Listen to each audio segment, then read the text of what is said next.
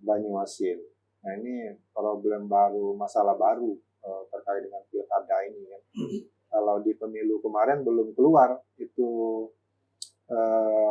surat dari Kementerian Dalam Negeri itu. Nah ini kemarin sudah keluar. Artinya dari proses pendataan pemilih itu saja, coklit kalau di pemilu kemarin itu tidak bisa dilakukan karena petugas coklit itu tidak boleh melampaui wilayah administratif daerah lain kan. Dia hanya diperbolehkan di wilayah administrasinya. Untuk Banyuasin misalnya, petugas Banyuasin dia tidak boleh melompat ke kota Palembang. Dia hanya wilayah administrasi Banyuasin. Nah, kalau ini tidak didata, artinya ada potensi masyarakat yang ada di perbatasan tidak bisa menggunakan hak pilihnya kan.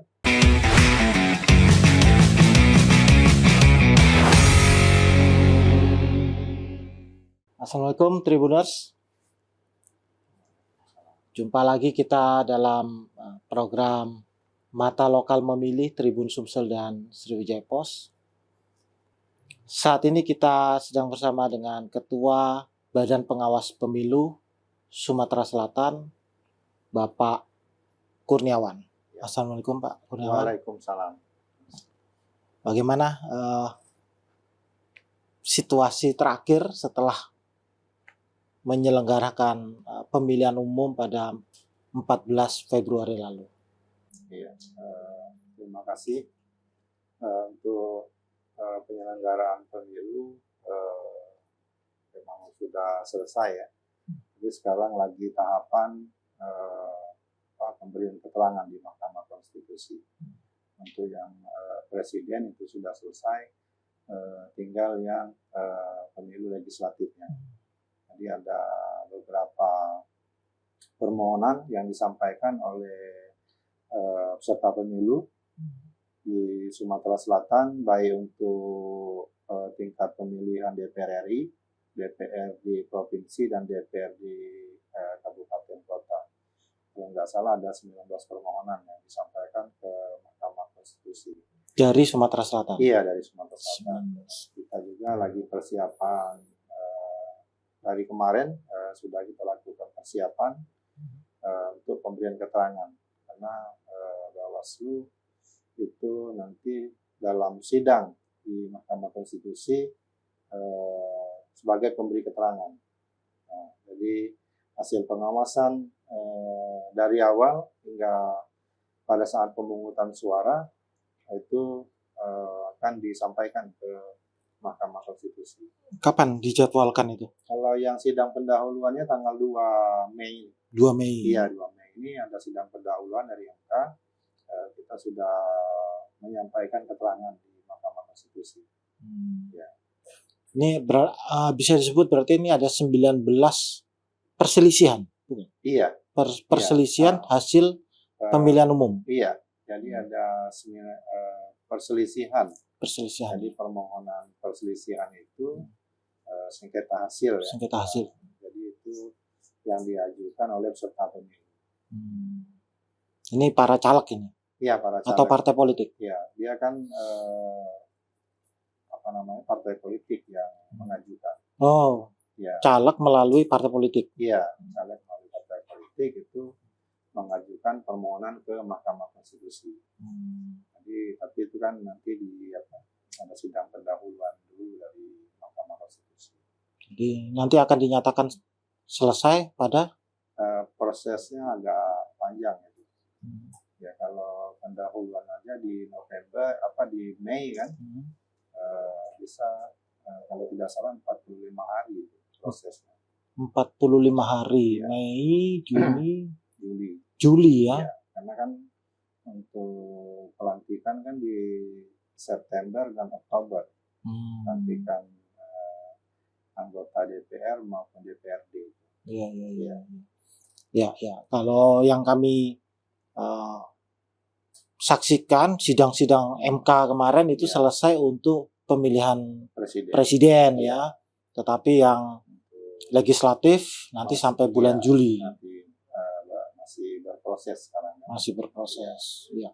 Secara umum, bagaimana evaluasi terhadap pemilu presiden dan legislatif pada 14 Februari lalu, khususnya di Sumatera Selatan? Kalau di Sumatera Selatan, ya secara kelembagaan kita tentunya evaluasi internal, ya. Seluruh pengawasan yang kita lakukan selama proses tahapan itu akan kita lakukan evaluasi, kan. Tentunya masih ada yang bolong-bolong lah pengawasan yang kami lakukan itu, kan. Nah, itu mesti ya kita perbaiki, kan. Soal dokumen administrasi misalnya, itu yang penting kita lakukan evaluasi untuk perbaikan di pilkada nantinya. Kita akan ada pilkada, dan itu mungkin bisa kita tutupi pada masa proses tahapan di pilkada. Ya. Kita lakukan. Jadi ada berapa banyak laporan dari warga, pemilih maupun partai yang di follow up di seluruh Sumatera Selatan? Iya, kalau di Bawaslu Provinsi saja itu ada 45 kalau tidak salah itu laporan. Baik itu ada juga yang dari daerah yang melapor ke sini, dari Muara ini misalnya di Pahlawan, itu laporannya tidak lagi ke Bawaslu Kabupaten, malah langsung ke Bawaslu Provinsi, kan. Boleh ya? Ya, boleh. Makanya tapi tetap jadi evaluasi kita juga, kan. Kenapa masyarakat maupun peserta pemilu itu melapornya langsung ke provinsi, tidak ke kabupaten kota masing-masing. Padahal lokusnya itu kabupaten kota masing-masing. Dari 45 laporan itu ada yang diproses sampai pidana? Kalau yang proses sampai pidana nggak ada. Ya, ada ya. Iya, karena ada syarat-syarat yang memang tidak terpenuhi, kan. Jadi apa prosesnya selama ini? Administrasi atau etik atau? Administrasi ada, yang kemarin ada 3 sidang administrasi yang sudah kita putuskan, kan. Yang memang tidak berefek kepada hasil. Tidak berefek ya? Iya, tidak berefek kepada hasil. Tapi secara administrasi memang ada kesalahan di situ. Misalnya untuk Kota Palembang kemarin ada yang disampaikan oleh caleg itu administrasi. Nah itu memang ada kesalahan PPK-nya dalam proses itu, kan. Kita tidak berbicara soal penggelembungan dan sebagainya, tapi kita berbicara pada prosedur. Jadi prosedur yang dilakukan oleh KPU maupun PPK itu ada kesalahan administrasi. Ada 3 putusan yang di provinsi, kan. Ya, tapi tidak berimbas ke hasil atau diskualifikasi calon, nggak ada ya. Hasil itu kan kewenangannya Mahkamah Konstitusi. Ya. Yang tadi itu 19 ini sedang diproses ya. Kecuali pada saat proses rekap berjenjang itu memang masalah itu sudah disampaikan, itu bisa kita perbaiki. Misalnya ada kekeliruan dalam penginputan atau ada kesengajaan misalnya itu dalam proses penginputan itu, nah itu bisa kita perbaiki, kan.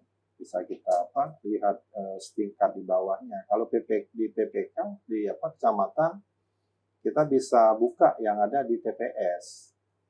Nah, makanya proses berjenjang itu semestinya sudah disampaikan ke pengawas pemilu, kan. Tapi ada beberapa yang tidak berjenjang. Menunggu sampai selesai. Menunggu sampai selesai itu tidak bisa lagi diproses, kan. Ya. Nah, kita masuk ke tahapan pilkada nih, ya. Pak Kurniawan. Apa yang diantisipasi oleh Bawaslu ya terkait dengan persiapan menjelang pilkada serentak Ya. 27 November Ya. 2024. Bawaslu sejauh ini kita mengevaluasi, kita ini kan kerja ini kan dari kita dulu, dari Bawaslu dulu kan. Kita evaluasi dan sekarang kita lagi proses evaluasi pengawas kecamatan. Itu dalam proses beberapa hari ini, dan kita apakah yang jadi pengawas kecamatan di pemilu kemarin tetap lanjut misalnya, atau TMS tidak memenuhi syarat lagi untuk menjadi pengawas di tingkat kecamatan. Itu yang lagi berproses sekarang, karena ada beberapa indikator penilaian terhadap pengawas kecamatan, termasuk penilaian portofolio masing-masing, dan juga ada penilaian kinerja dari atasan. Itu yang sedang kita lakukan untuk merekrut pengawas pemilihan nantinya untuk pilkada di 2024 ini. Oke, evaluasi ya. Ya, evaluasi. Jadi, kalau dia TMS artinya kita ada rekrut baru. Secara keseluruhan bisa disampaikan ke Tribuners atau warga di Sumatera Selatan, sampai mulai Mei sampai Oktober, ya, total perangkat atau tenaga yang akan direkrut oleh Bawaslu Sumsel ini seberapa banyak masing-masing? Jadi untuk Sumatera Selatan, untuk kecamatan itu kita ada 241 kecamatan, dan itu ada kali 3. Jadi pengawas kecamatan kita ada 3 orang, itu masing-masing kecamatan, dan jumlah kecamatan yang ada di Sumatera Selatan ini ada 241 kecamatan. Artinya lebih kurang 700-an orang untuk menjadi pengawas di tingkat kecamatan. Dan nantinya untuk tingkat desa kelurahan itu kita ada 1 pengawas di tingkat desa dan kelurahan di Sumatera Selatan, dengan jumlah desa dan kelurahan yang ada di seluruh wilayah Provinsi Sumatera Selatan. Ada 3.000-an lebih desa dan kelurahan yang akan ada pengawasnya nanti di tingkat desa dan kelurahan. Terakhir di Oktober nanti kita akan merekrut pengawas TPS, sejumlah TPS yang ada di Provinsi Sumatera Selatan, dan kemungkinan ada 11.000-an nanti TPS yang ada di Provinsi Sumatera Selatan akan kita rekrut pengawas TPS untuk mengawasi proses pemungutan suara di tanggal 27 November 2024 mendatang. Kita buka ruang kepada masyarakat untuk berpartisipasi menjadi pengawas pemilu di pemilihan kepala daerah di 2024 ini. Artinya ruang ini silakan nanti masyarakat yang memenuhi syarat usia, terutama itu kan, karena ada syarat usia yang kita tetapkan. Itu yang sekarang lagi berproses di Bawaslu Kabupaten Kota yang ada di Provinsi Sumatera Selatan. Tuh. Usia minimal dan maksimal berapa? Kalau yang pengawas kecamatan itu usianya 25. Kalau pengawas desa dan kelurahan itu di bawah itu kan, 21 kalau tidak salah usianya. Maksimalnya? Kalau maksimal nggak ada ya? Nggak ada kita. Tapi kita lebih lihat kan, misalnya kalau KPU itu menetapkan maksimalnya 55 tahun kan. Artinya lebih dari 55 tahun ya, kalau memang tidak ada tapi tetap bisa dijadikan petugas, karena menyangkut usia dan kesehatan kan, itu perlu kita jaga juga. Ya. Berarti total ada berapa ribu petugas pengawas yang akan direkrut ini, lalu bisa dijelaskan honornya berapa itu? Iya, kalau pengawas kita di tingkat TPS ada 11.000, terus ada 3.000 lebih tingkat desa dan kelurahan, ada 700-an di tingkat kecamatan. Tapi untuk honornya variatif kan. Kalau di 2024 di pemilu kemarin itu untuk pengawas kecamatan dari 1,9 hingga 22 kan. Juta? Iya, 2,2 juta untuk ketuanya. Untuk desa kelurahan kisaran 1 jutaan kemarin, 1 juta lebih ya. Gitu juga dengan pengawas TPS sekitar 1 jutaan honornya. Bedanya yang pengawas di TPS hanya 1 bulan. Iya, ya 21 hari sebelum pemungutan suara dan 7 hari setelah pemungutan suara bisa kerja. Kalau yang lain itu hampir di seluruh tahapan. Artinya kalau di Mei hingga selesai nanti tahapan pilkada. Kemungkinan di awal tahun 2025 baru selesainya kan. Karena kalau ada misalnya untuk kecamatan, ketika ada sengketa itu kan bisa diperpanjang masa kerja. Warga yang ingin berpartisipasi sebagai petugas pengawas ya, sebut saja petugas pengawas, mulai dari kecamatan sampai ke TPS. Ada 3 jenjang ya, kecamatan, desa, TPS. Kemana mereka harus mendaftar itu ketua? Ya, kalau mendaftarnya bisa ke Bawaslu Kabupaten Kota langsung, atau nanti Bawaslu Kota buka tempat pendaftaran misalnya di beberapa zona di kabupaten kota itu kan. Tapi pendaftarannya bisa melalui online nanti. Bisa itu langsung lewat email yang kita juga ada aplikasinya kan untuk pendaftaran itu. Jadi mempermudah masyarakat itu kan. Jadi kebutuhan yang hard copy-nya itu setelah ikut tes, misalnya sudah ditentukan jadwal tesnya, untuk hard copy yang dibutuhkan itu bisa menyampaikan pada saat sebelum mengikuti tes tertulis. Tesnya itu tentang apa itu? Kalau tesnya ya soal kepemiluan yang pasti. Kepemiluan. Jadi harus mengetahui tentang. Harus mengetahui kan. Ada juga pengetahuan umumnya soal Pancasila, soal Undang-Undang Dasar, itu yang pokok kan. Ada syarat lain yang misalnya soal independennya. Bawaslu ini kan dikenal harus independen ya. Ya itu. Apakah boleh anggota partai politik menjadi mendaftar petugas ini? Ya, kalau anggota parpol yang terbukti ada di sipol atau ada bukti-bukti lain yang menyatakan bahwa yang bersangkutan di anggota partai itu tidak boleh. Tidak boleh. Iya, kita memang betul-betul independen kan.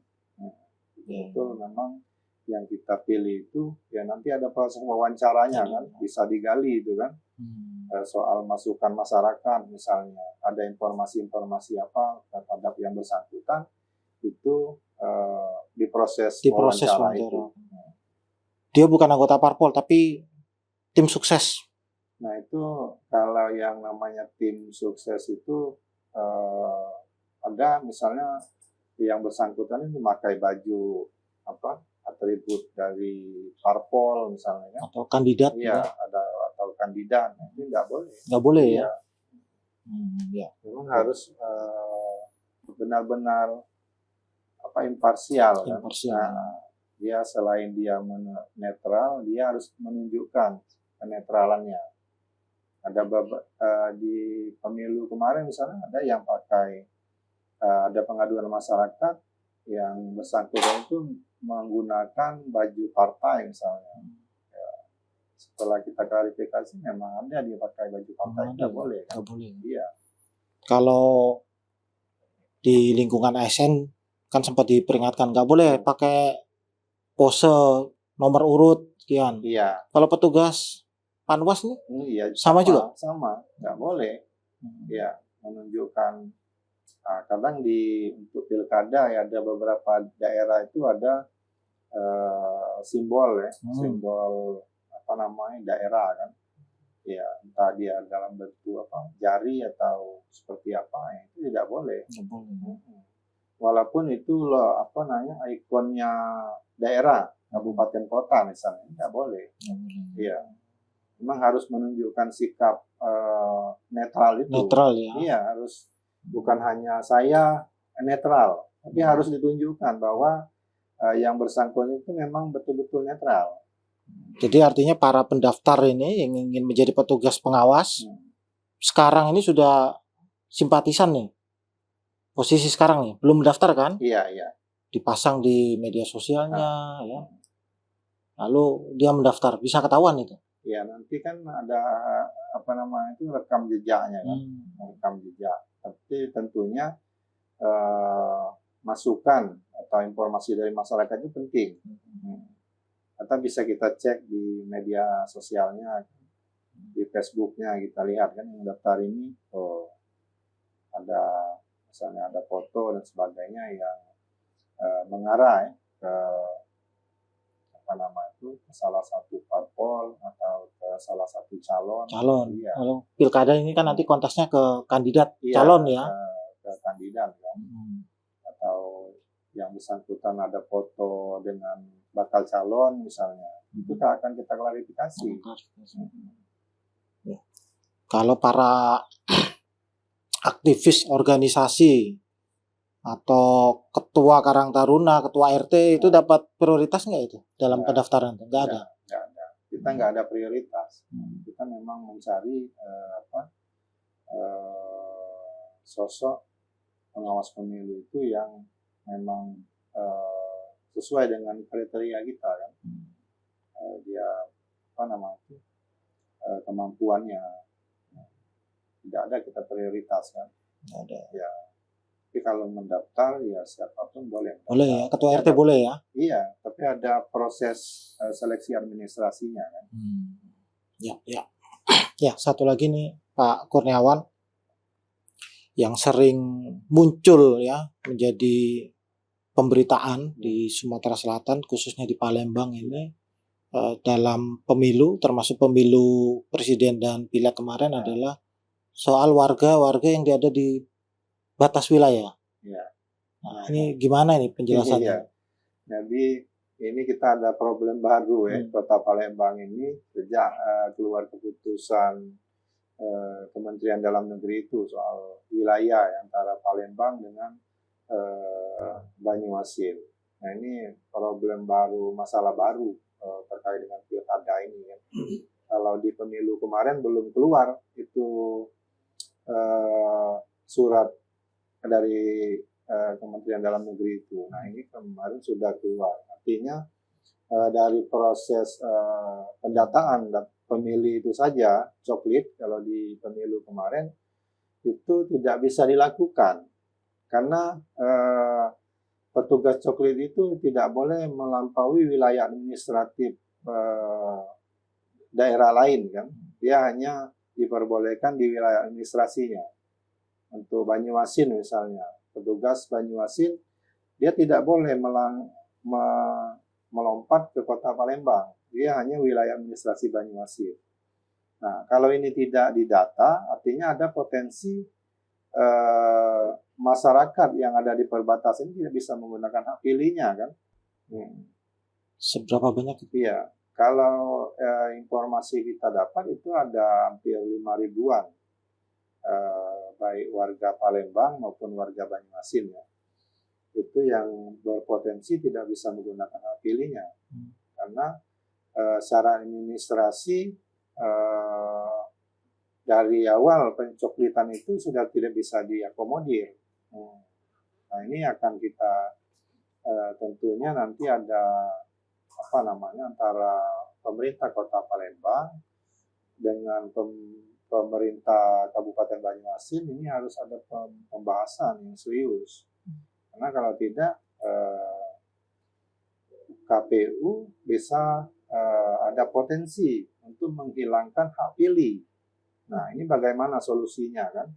Ini harus ada solusi. Kalau tidak sudah dipastikan itu tidak bisa menggunakan hak pilihnya. Baik untuk pemilihan gubernur maupun pemilihan bupati dan wali kota kan. Ya, itu yang jadi problem kita terkait dengan masalah administrasi ini kan. Batas wilayah. Iya, batas wilayah ini. Ya, ada masukan untuk yang ganti KTP misalnya kan. Nah, itu yang mesti misalnya ada pembicaraan antara pemerintah ini kan, dan kita juga penyelenggara pemilu boleh diikutkan di situ kan, untuk mencari solusi untuk pemilih di pilkada nanti. Ya. Terakhir terkait kerawanan atau potensi konflik, ya selama ini Sumsel dianggap zero konflik lah ya. Ya. Potensi konflik yang dipantau oleh Panwas atau Bawaslu Sumatera Selatan ini pada Pilkada 2024 apa saja nih Pak Ketua? Ya, kalau potensi selain batas wilayah tadi. Ya, konflik ini kan kalau pilkada ini bersentuhan langsung ya, maksudnya antara pendukung, terus hubungan kekeluargaan antara calon dengan masyarakat ini kan. Nah, ini potensinya memang harus kita antisipasi. Ya, misalnya di Empat Lawang, terus Musirawas Utara, Musirawas, Kota Palembang, Banyuasin, itu hampir beberapa daerah itu kalau melihat pilkada sebelumnya selalu terjadi konflik kan. Nah, tentunya antar pendukung, memang di luar konteks penyelenggaraan pemilu, tapi ini tetap juga menjadi pemetaan bagi Bawaslu untuk mengantisipasi masalah-masalah seperti ini. Ya, artinya tidak hanya Bawaslu, tapi semua elemen yang ada di daerah ini itu ikut mengantisipasi itu. Kalau yang dilakukan oleh PJ Gubernur kemarin itu semestinya bisa ditiru oleh kabupaten kota lain kan. Seluruhnya diajak bicara. Seluruh stakeholder itu diajak bicara, tokoh agama, tokoh masyarakat, aparat keamanan, Forkopimda, termasuk juga media, LSM dan sebagai organisasi kemasyarakatan. Itu semuanya diajak bicara dan ada komunikasi yang intens antara pemerintah dengan stakeholder yang ada ini. Nah, itu perlu ditiru oleh kabupaten kota yang lain. Nah, kan setiap daerah itu kan tentunya ada yang pasti Forkopimda ada, terus ada ketokohan dari daerah itu masing-masing kan. Itu bisa mencegah potensi masalah. Dan yang pasti kami dari Bawaslu kita selalu kita antisipasi kepada pengawas pemilu kami yang ada di bawah itu penyelenggara pemilu tidak menjadi penyebab konflik. Artinya kan misalnya ketika ada dugaan pelanggaran itu yang tidak cepat direspon oleh penyelenggara pemilu, nah ini bisa menjadi potensi masalah, potensi konflik kan. Kenapa ini tidak ditindaklanjuti? Misalnya penyelenggara pemilu tidak netral, itu yang menjadi pemicu. Nah, kami tegas dalam penyampaian kami kepada jajaran kami yang ada di bawah, kita minta betul supaya tidak menjadi bibit konflik penyelenggara ini. Kalau yang di luar konteks penyelenggaraan itu nanti ada pihak lain yang akan menyelesaikan itu kan. Tapi yang pasti di dalam kita dulu. Jadi kalau di dalam kita sudah benar, tentunya baru kita bisa menyelesaikan problem-problem yang ada di luar. Saya kira itu. Ya. Terakhir, Pak Kurniawan, apa yang bisa disampaikan ke pembaca Tribun Sumsel dan Seripo, ya, baik itu para calon pemilih maupun kontestan. Pada konteks saat ini kita sedang memasuki tahapan pemilihan umum kepala daerah serentak 2024. Ya. Jadi kami dari Badan Pengawas Pemilu tentunya khususnya untuk para kandidat ya. Para kandidat ini yang paling utama itu patuh terhadap aturan. Artinya segala ketentuan yang ada, peraturan perundang-undangan yang ada itu harus dipatuhi oleh para kandidat, para calon yang akan mencalonkan diri menjadi gubernur, bupati, dan wali kota. Dan masyarakat pemilih juga kami berharap untuk ikut berpartisipasi dalam proses pemilihan ini, mulai awal tahapan hingga nanti selesai tahapan pilkada. Itu kita sangat butuh informasi, minimal informasi awal yang disampaikan kepada pengawas pemilu. Nantinya kita akan lakukan investigasi terhadap informasi awal yang disampaikan oleh masyarakat pemilih. Ya, kira seperti itu. Dan kita butuh pengawas pemilu ini bukan hanya tugasnya Bawaslu, tapi menjadi tugas kita semua, menjadi tugas kita bersama, baik itu stakeholder yang ada di Provinsi Sumatera Selatan, begitu juga dengan informasi yang disampaikan oleh media itu sangat kita butuhkan ya, untuk melakukan pengawasan pemilu dan menyelesaikan problem-problem yang ada di selama proses tahapan pilkada ini. Kira itu, terima kasih. Ya. Terima kasih Pak Kurniawan atas kesempatan ini memberi pencerahan di awal tahapan pemilu kada, ya, pemilihan umum kepala daerah. Tentu kita akan terus mengupdate ya, terus mengawal sama-sama dengan Tribun Sumsel dan Sriwijaya Pos sampai pada berakhirnya tahapan pemilihan umum kepala daerah.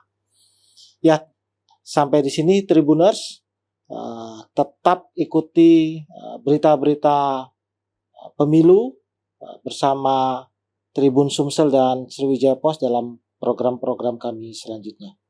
Salam Tribun.